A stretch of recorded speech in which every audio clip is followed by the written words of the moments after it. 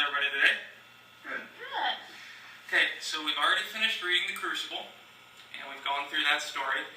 What did you guys think of the characters? What about the characters stuck out to you a little bit? Anything special? There were some mean people. There were some mean people, yeah, those people in Salem were very nice. Yeah. Anyway, so what we're going to discuss today is the different types of characters that you can find in a story.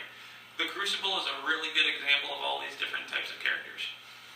What we've gone through before are these different vocabulary words: protagonist, antagonist, flat character, round character, static, dynamic, stock, and foil. Now what I'd like you to do is we're all going to watch this YouTube video, and it discusses all these different characters. So watch that YouTube video on your phone for a second.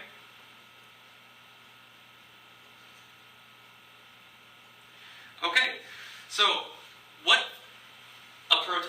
is a protagonist again? Joel, do you remember what a protagonist is? That's the good guy. Typically the good guy, yeah. What's an example of a protagonist character that you might remember from a story, a book, or a television show that you've read? Superman. Superman is a great example of a protagonist character. He's always looking out for other people, he's always trying to protect them and do the good thing, he's always driving that positive energy in the story, right? What's an example of an antagonistic character? And remember, an antagonist doesn't always necessarily need to be a bad person. It might also be a character that just has something to learn. Do you guys have any ideas of what an antagonistic character might be? Take a second and talk to each other. See what ideas you can come up with. There's the Joker. That's a good one. Yeah, anybody who's trying to be the bad guy. How about Nermal? Would Nermal be like from Garfield? Nermal could actually be considered an antagonistic character. Nermal's role in that story is to antagonize, be the foil to the main character protagonist of Garfield. That's a good connection. Good job.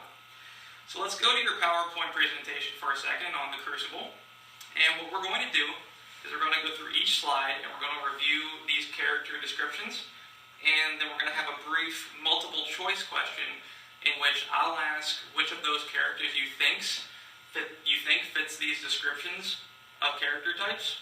And then you'll raise your hand and say maybe A, John Proctor, or B, Abigail Williams. And you have that all in front of you on that PowerPoint so you can see exactly which questions I'm asking. So again, a protagonist is a leading character, hero, or heroine, usually the good guy or woman of the story. The character the audience is usually rooting for. So then in the protagonist of The Crucible, who do you guys think that it may be?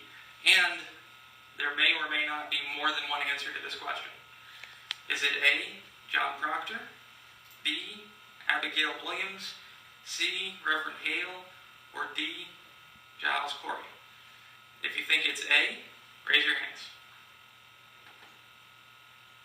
Okay, that is correct. It is John Proctor.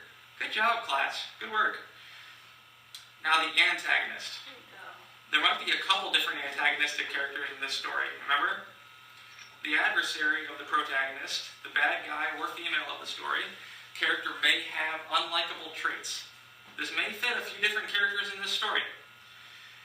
Is it A, the girls of Salem, B, Reverend Pierce, C, Deputy Governor Danforth, or D, Abigail Williams? Or is it possibly a combination of some of those or all of those?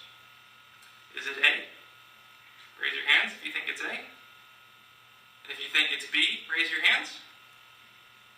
Anybody think it's C or D? Anybody think it's all of them? Yeah, it's most of them. I think it's all of them, yeah. The reason it's all of them, Abigail is the protagonist of John Proctor.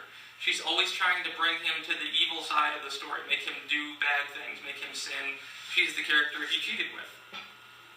The girls, even though they are not the driving force behind the accusations of the witch trials, they're going right along with Abigail. They're fueling that antagonistic side of the story.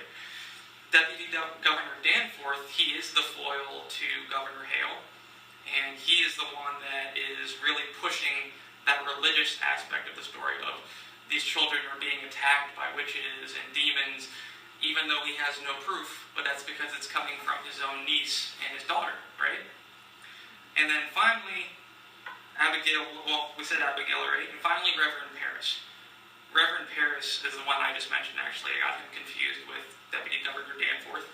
Deputy Governor Danforth is the one that is the judge that is trying these victims and having them go to sentencing without any proof of their guilt whatsoever. He's just a hard line, stick to his facts. Okay.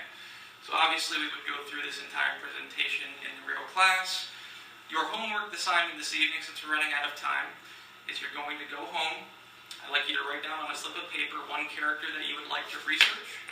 Go home and discuss with a family member or a friend which of these different types of literary character roles does that character fit. Do they fit more than one type? And when you come back to school tomorrow, I'd like you to describe that character and how he or she fits into these character definitions. Okay? Good job, guys. Thanks.